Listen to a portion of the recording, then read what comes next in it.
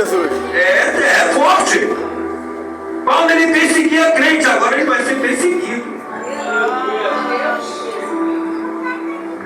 A Bíblia vai dizer que aquela mulher ela falou a verdade, mas o espírito era do mal. Meu Deus, que forte! Eu fico muito ligado nesse tema. Oh, meu Deus!